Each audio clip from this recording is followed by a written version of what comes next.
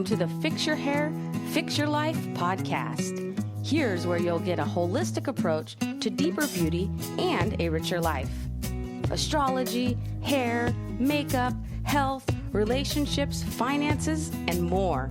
Enjoy the show and become your best self with each episode. Now, here's your host, Candy.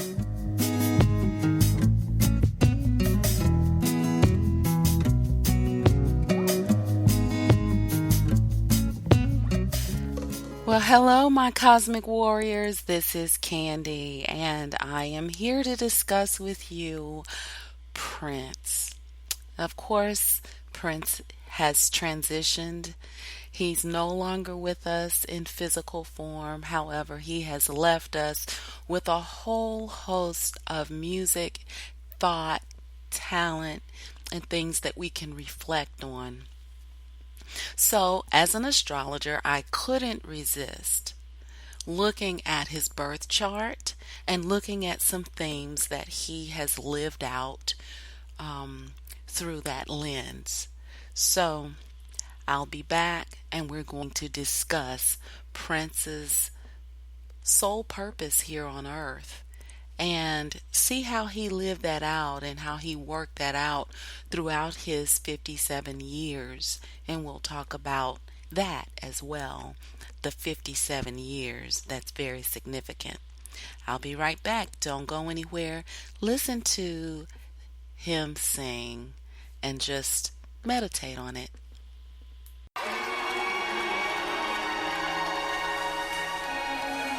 What a fun party. Check 1, 2. Y'all having fun? How late can you stay up? All night?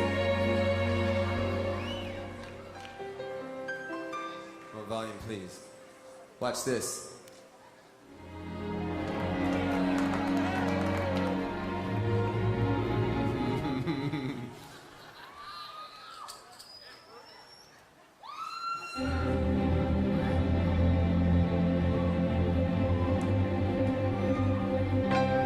It's been 7 hours and 13 days since you took your love away.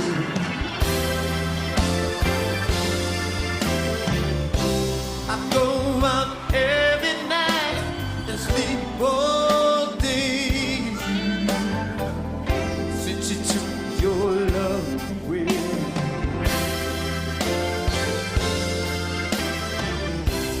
Since you've been gone, I can do whatever I want. Rosie Gage, y'all. I can see whoever I choose.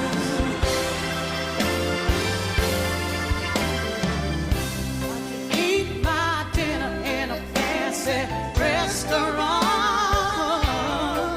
but nothing can take away these blues. Sing it. Nothing compares, no, nothing compares to you. Oh, On the saxophone, Kathy Jensen. Thank you so much.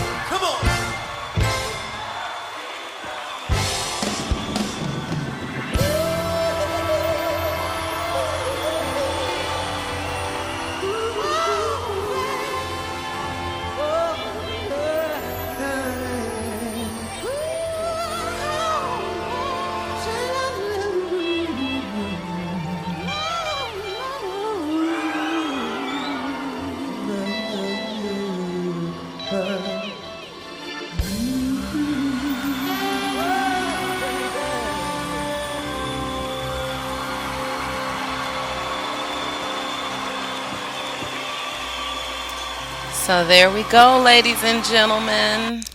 Prince, his purple badness.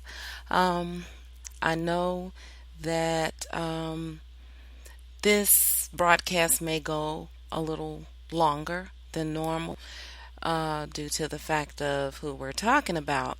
But I'm going to start with the fact that as an evolutionary astrologer, I look at the soul and what the soul has actually come here to do, because the soul, more than the personality, actually influences everything behind what we do. When we come into the world, we come in and we separate from source. We separate from our womb. We separate from God, basically. And we go out into the world and we explore, and then we start this cycle of separating and coming back, and separating and coming back, and separating and coming back. And with every separation and every return to God or to the source, we should be evolving as we go along that cycle. And we go in and out of that. And when we go out into the world and we learn things, and then we come back and we apply them, and we learn a little bit more about the God in us as we interact with the world out there. And so this is what evolutionary astrology looks at. And in evolutionary astrology, Pluto represents the soul and what the soul has come here to do. And Prince's Pluto is actually in the 10th house, which is the house of public persona. That's what he's comfortable with. That's where his natal Pluto sits. That's what he was born with. And he was very comfortable being the center of attention, even though he acts a little shy. Um, so his image is very important to him, and he depends on it to compensate for a lack of acceptance and nurturing that he may have missed in childhood. And when he speaks of his childhood, he speaks of having a childhood illness. He was epileptic. Well, directly across from his 10th house is his 4th house, which represents childhood and nurturing, early years, and just that whole inner self that we develop as children, that self-consciousness that we develop as children. And Chiron is sitting there, which is influence that we get our lessons and our blessings from, our hurts, and also our healing from. So we're going to listen to a little clip of what Prince has to say about his 4th house dwelling growing up. And we're going to come back and talk a little bit about that.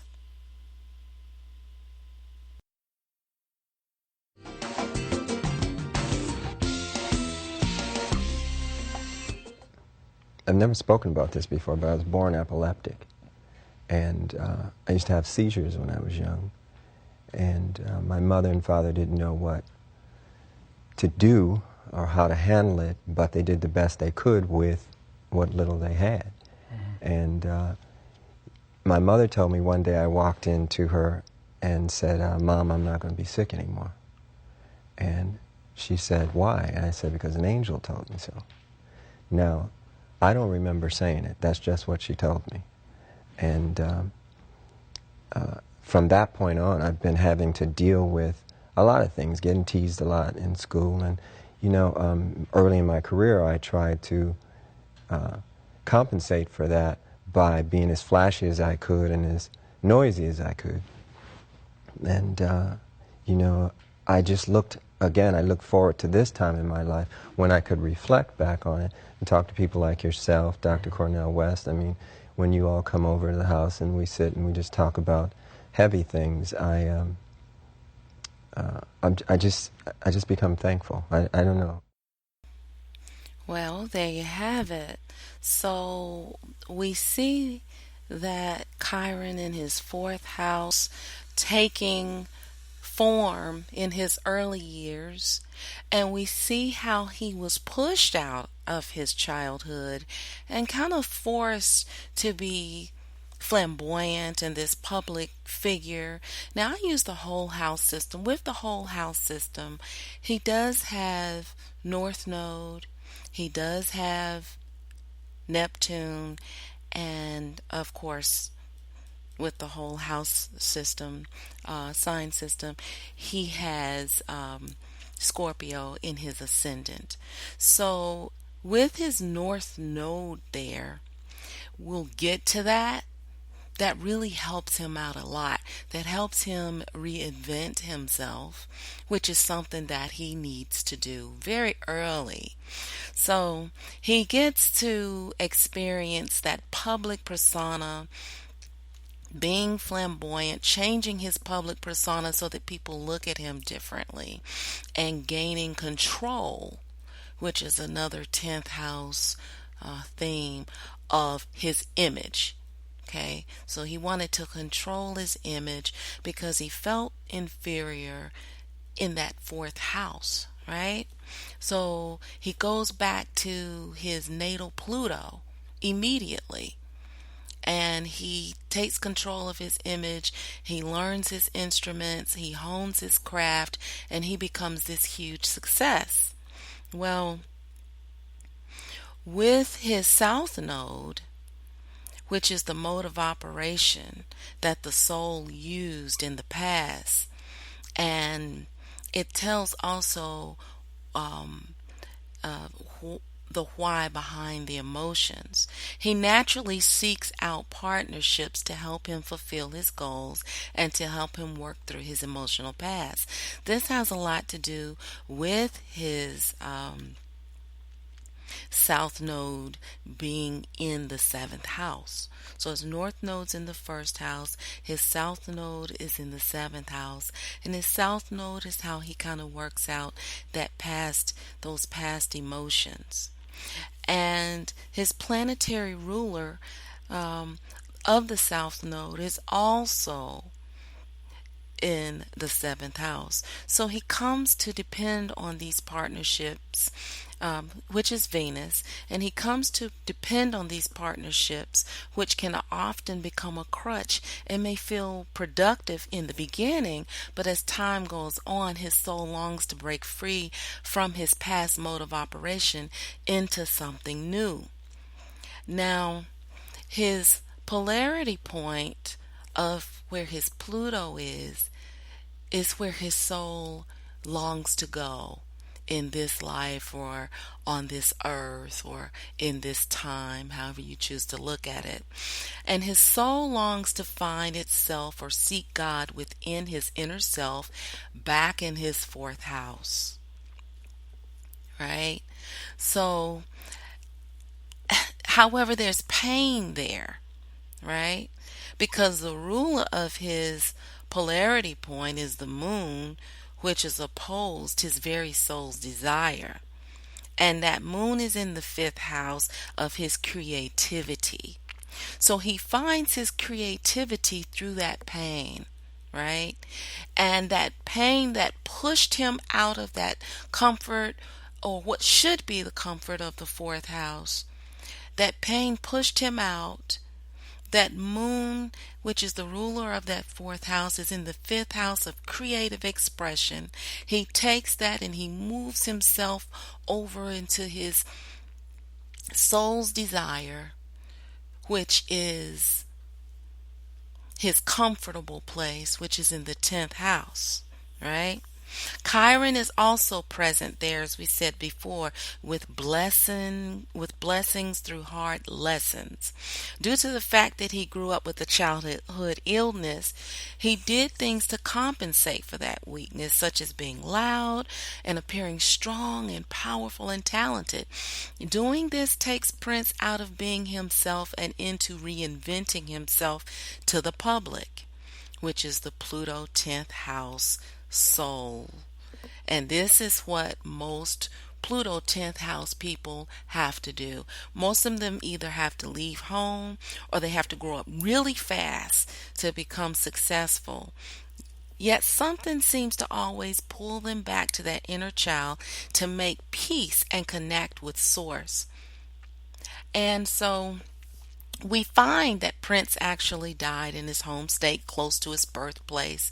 So he pretty much followed his Pluto polarity point, which is what his soul was really here to do, was to learn God for himself, right? He wanted to be this public figure. He wanted to offset his fourth house pain of childhood illness and kids taunting him and what have you. However, his end soul purpose is to come back to that place and find God for himself within himself and make peace with all of that, right? Now, his north node is in his first house, which is all about self expression, initiation, and moving from dependence on his partners and into trusting his own instincts. It's also colored with the energy of Scorpio there, which is represents transformation through loss, death, and rebirth. Lucky for Prince, his North Node ruler can assist him in becoming confident within himself is actually in his 10th house of public success, which is where his native soul is very comfortable being. So he kind of gets to go back to where his native Pluto is. A lot of personalities and souls don't get to do that as comfortably. Some people have to be pulled out from that and they don't get to visit that often. But God blessed him with the ability to be able to go back into that public persona, be able to make the money that he needs to make and do everything that he needs to do in order to build his confidence up and get his success and money and everything that he needs out of that 10th house. However, he can't stay there too long because he's really here to live out that fourth house purpose, which is coming out of the public eye to nurture himself and strengthen his inner spiritual and emotional self. If he doesn't do this, he'll stay in that loop of seeking partnerships and approval from others, and that will exhaust him and throw him back onto himself and leave him feeling unfulfilled. So let's take a look at this in total. So with Pluto in 10th house, directly opposed Prince's 4th house, which represents childhood, right? We've already assessed that there is some difficulty there. Right? When we go back over this and we see where his south node is in Taurus 7th house. So his past self longs for partnership and comfort, but every time he goes to that mode of operation, he's pushed to his north node Scorpio first house through transformation, loss, independence, and self-reliance. This further creates a frustration for him because he still wants to make up for that childhood type thing that he didn't really get a grasp on, you know? So also his moon in 5th house of romance is colored by Pisces, and he idealizes what relationships should look like in his mind and wants them to reflect what he wished he could have had in childhood, or maybe he idealizes how his mother may have taking care of him, or maybe she wasn't able to nurture him as well as he needed to be. That's something that you would have to get through an interview with him in order to see exactly where that energy would go. He has Uranus in 10th house square his Venus in his 7th house of partnerships. So he'll meet and lose his lovers through his career demands and constant changing that he needs to do in order to constantly keep up with the changes in his career. His sun is sitting opposite his Saturn, so his father or his inner father self is constantly making him feel as though he's not good enough, which creates the drive to be a perfectionist. This placement will either make people give up, or in his case, make them relentlessly meticulous in their pursuits towards mastering something, which in his case was many instruments and the art of music. Saturn also represents authority, and with his sun sitting in opposition, this would make Prince extremely suspicious of those who have power, and he will constantly feel the need to protect himself from being controlled. His Mercury is split between his 5th house of creativity, his 10th house of career. With his Mercury in 8th house, he is naturally able to process taboo things that make most people cringe. He's shrewd about his resources and his resources of others, his give and take. You're not going to be able to get much over on him in the area of giving and receiving. And he can look way beyond the surface into the deepest levels of truths. He has a laser sharp view of the truth, and it cannot be hidden from him. And he will share that truth with others through many different ways. It can either be overt ways or it can be hidden ways.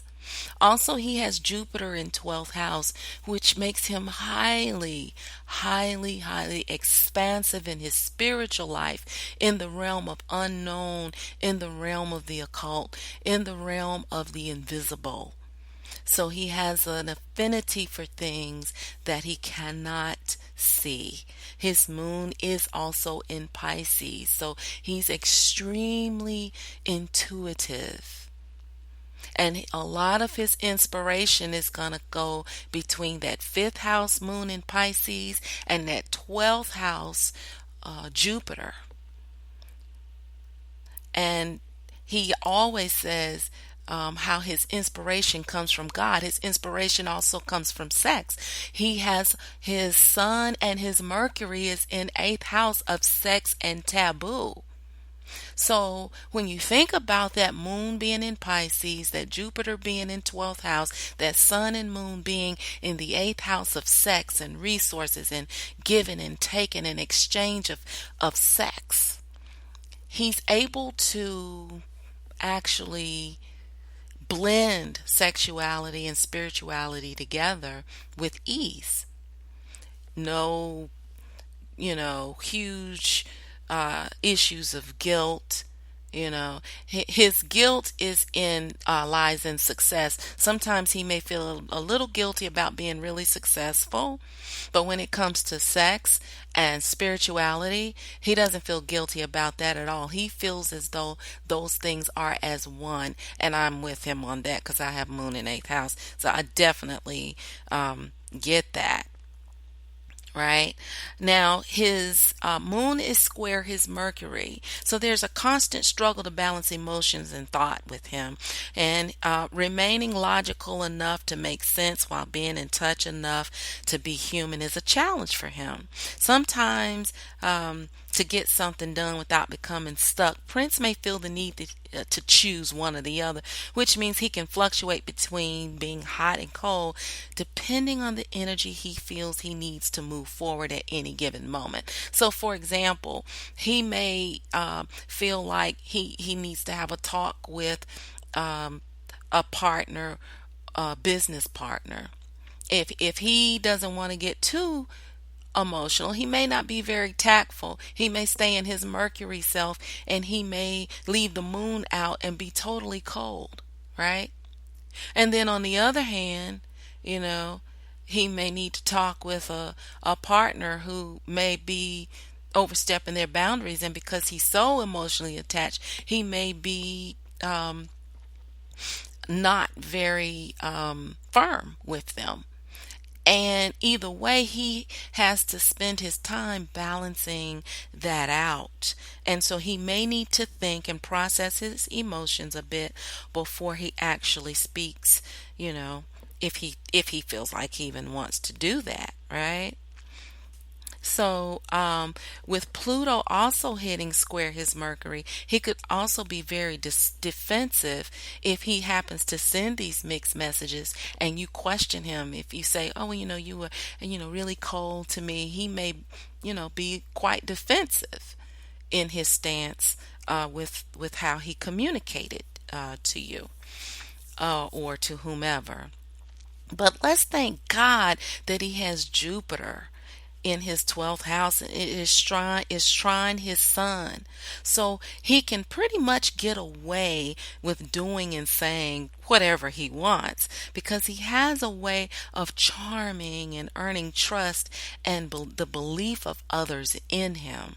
Also, his north node is trine his Pluto and moon, which is where he had such difficulty in early life. But when he looks to and lives out his North Node purpose. He can heal his past hurts between his moon and Pluto, and he can also let go of the pressure of trying to balance out his mind and emotions because his Scorpio North Node will put him deep into the metaphysical forces of his inner power and override any desire he has to the carnal mind to have to know the facts and force him to trust his intuition and inner source of God. His way out of all of his loops, habits, turmoils, blockages is to break away from the entanglement of partnerships where his south node is and learn self reliance. This is where he'll meet God, get in touch with his power, and this is what he did when he severed his relationship with the dominant forces of the entertainment business world. He changed his name. And he's a Gemini. Gemini is about naming things. It's about having to know what something is, right? However, what he did was he changed his name. And in doing so, it freed him from that give and take. Remember, his son in eighth house of give and take and resources. He needed to break away from that because he felt like that he was giving more than he was receiving and that he was being taken advantage of. So once he changed his name, he was able to get out of that contract, right? His Saturn was making um, um, also, his Saturn is also something to look at that's in his second house. And we talked about that being opposite his sun, which constantly has him striving to do more and be more and discipline himself. It's also in the second house. A lot of people think that people with Saturn in the second house they have a hard time earning money. A lot of rich people have Saturn in second house. However, they have to watch their money. They have to be mindful of it. They don't have as much of a hard time earning money as it implies, but they definitely have to have discipline with the money that they do earn or they could lose it. They have to make sure they pay their taxes. They have to make sure they check who's over their money. They have to constantly watch how they spend, where they spend, and manage it well. Oprah, people like that have to constantly make sure that they're investing properly when they have Saturn in second house, right? Let's go back over some of the 10th house Pluto lessons. 10th house Pluto lessons are integrating their identity into society. They have to learn how to do that. Remember, you are going back and forth between your childhood and your public and your inner self and your public persona, your outer self. So you have to learn how to integrate your identity of who you are inside to the total society on the outside. You have to master the rules of the culture to accomplish your goals. So you have to understand the rules of the culture, what's going on, or else you're going to constantly beat your head against the brick wall trying to achieve your goals. You have to learn also how not to over identify with your career. If Prince, with Prince having the Pluto in 10th house, he runs the risk of allowing his career to take over who he is on the inside, especially being pushed out of that childhood 4th house of his inner self out into the world to be someone else so that he can compensate for that weakness there, right?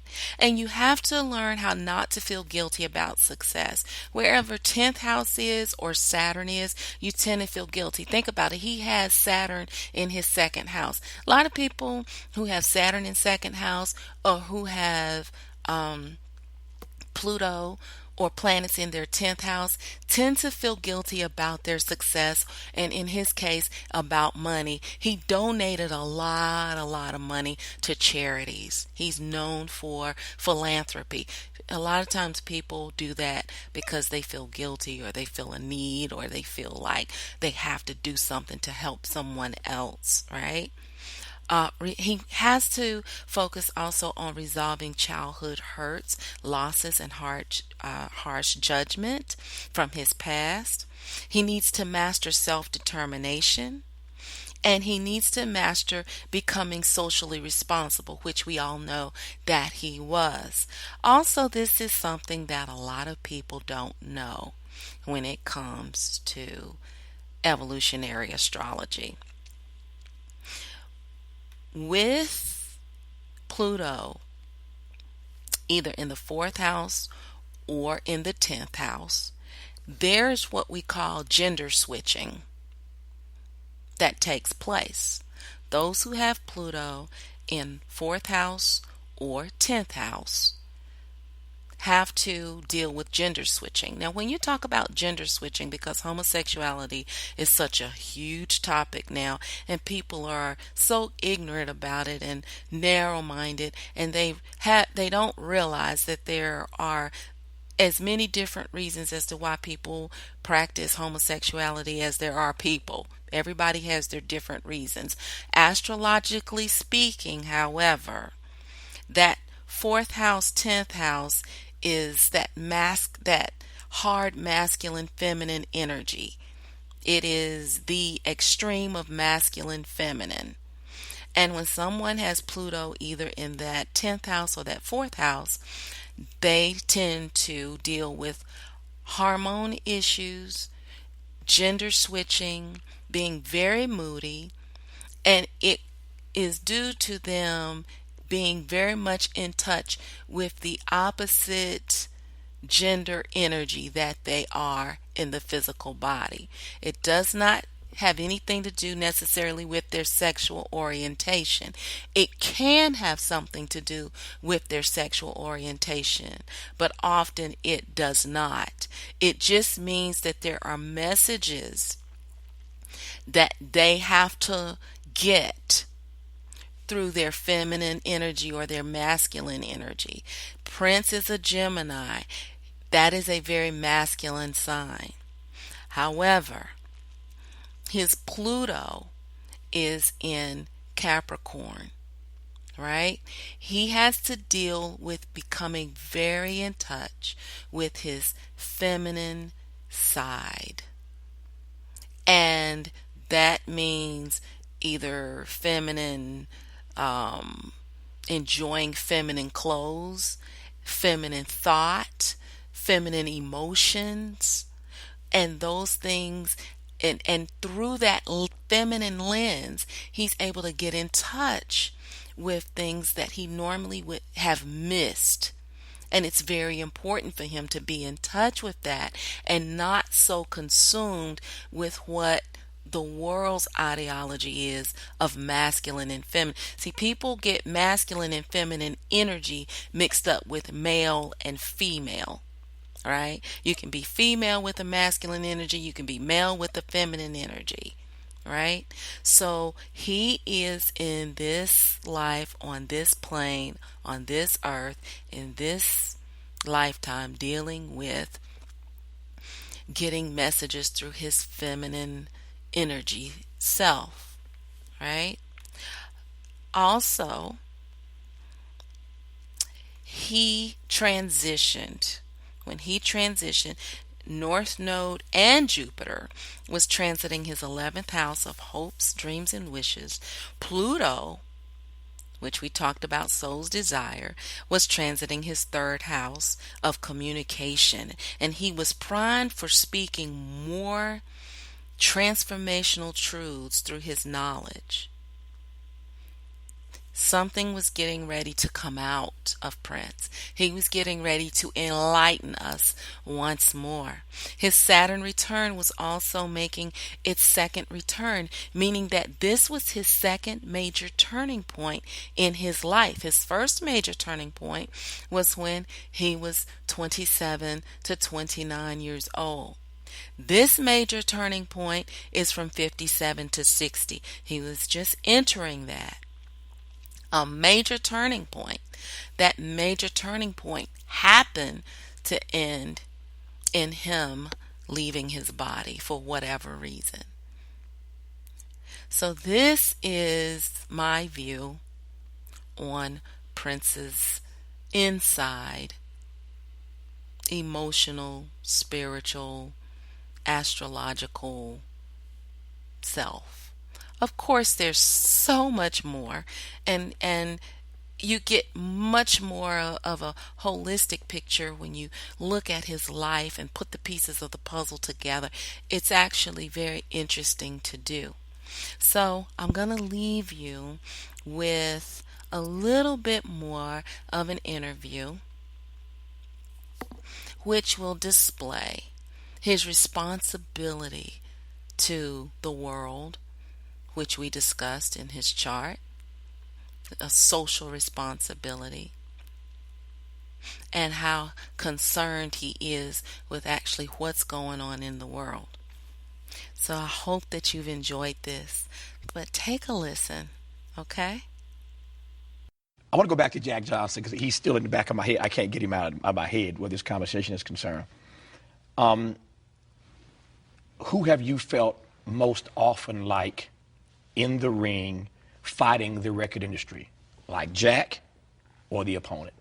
Oh, like Jack. Like Jack? Yeah. Tell me why. Well, because I knew I was right. Mm-hmm. You know, we talked about this in our very first interview and conversation together. It's obvious now that artists are supposed to own their master recordings. I mean, in the future, it'll be unconscionable to even think you can take somebody's creation and claim ownership of it. See, unfortunately, this discussion is going to start to barrel into a discussion about the human genome and the DNA and all the rest of it. When it gets there, then we're going to be in the deep water. Mm-hmm. See, so it's better to start the conversation now before we get into God talk, you know? There are 4 songs that I want to ask you about, and I did what I have never done before, which is to actually print these lyrics out. Some of them, I'm since the record is so new, I'm learning some of them. I got some of them memorized. Who gave you the lyrics, though? I've seen some really strange rewrites of my stuff. Well, I've seen one time they said the lyrics to When Doves Cry was, dig, if you will, the picture of me, Marvin Gaye, and the kids. Yeah. You know?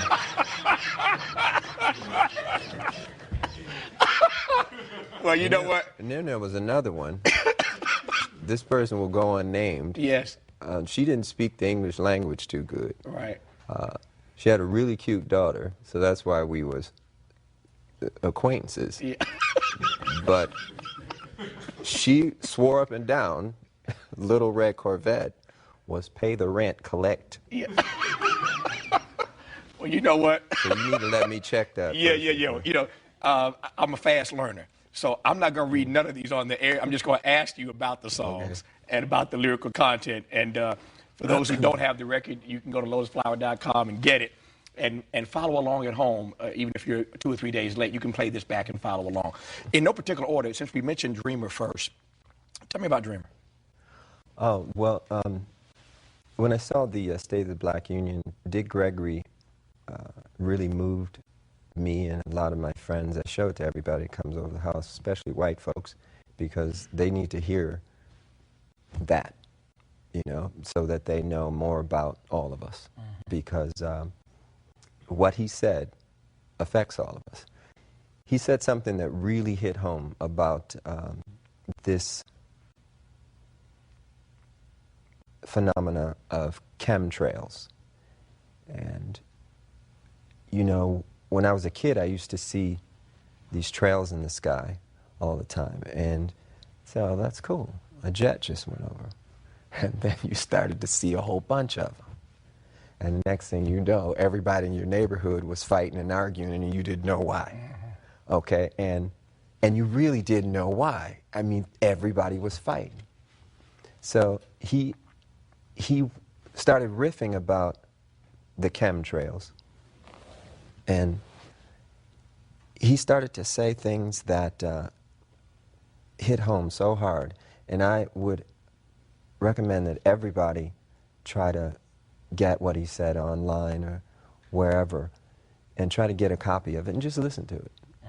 Because I was so moved that I had to write the song. And then when you leave, with all the hassle, can you have that love? Love. I'm so tired of you black folks walking around looking all evil like that's going to change something. Looking all mean and talking all crazy. Let them tell you about your children. If I sit here today, and these are all white folks, and they're putting some sleeping pill in my water, and I sit up here and doze off and go to sleep, and everybody told in the world, niggas is lazy. They tired. No, that's because you too naive enough to know what they putting in my water. Okay? Your children ain't violent because they black. They ain't violent. Most people in the world live in a ghetto. They don't kill people. What are you putting in my malt liquor, white boy? What are you putting in? Huh? Hear me. And it's your fault too. Malt liquor is made by white companies, but only sold in black neighborhoods, and you ain't checked it to see what's in it. Huh? How much lead are you putting in my neighborhood? Lead affects my thinking capacity. Lead is only one thing on the planet more dangerous than lead, and that's manganese. Manganese will make you kill your mama. And let me tell y'all something. If you want to see the largest homicide rate in the world, it ain't in no black ghetto in America. It's a little town in Australia where them white folks' homicide rate is 200 times what their population is. And that town just happened to be located across the street from a manganese plant. Here you go, Bubba. Here, right here. Sit back down, Dick. Don't lose that mic. Yeah. That town is located across the street from a manganese plant. How much manganese are you spraying in my neighborhood at night while I'm asleep? How in the world can a 9-year-old child find a heroin man, but the FBI can't find it, and you gonna tell me that's a black thing? Y'all crazy? What is this about? These are the things that need to change while this brother and sisters on their way to the White House. And when you see Hillary and y'all see Brother Barack, thank him for me. And you white folks need to be thankful. Because if y'all had a brother like me, y'all would really be in trouble. That's right. That's right. That's right. That's right. Okay? Ladies and gentlemen, Dick Gregory. Dick Gregory. Dick Gregory. I was so moved that I had to write the song. The other thing is the first line of the song says I was born on the same plantation in the United States of the red, white, and blue. And we live in a place now that feels just about like a plantation. We're all indentured servants, you know. When I found out there were 8 presidents before George Washington, I wanted to smack somebody. You know, I wanted to know why I was taught otherwise. Just tell me the whole story. I'll fill in the blanks, but don't, you know, don't tell me something that you think I'm supposed to know. We're indentured servants and we got a black president now? Well, I don't vote. I have nothing to do with it. I got no dog in that race. And for those who would cuss me out and slap me in person if I didn't ask you why? Well, the reason why is because I'm one of Jehovah's Witnesses, and we've never voted. And that's not to say that I don't think Barack Obama, President Obama, is a very smart individual, and he seems like he means well. Prophecy is what we all have to go by.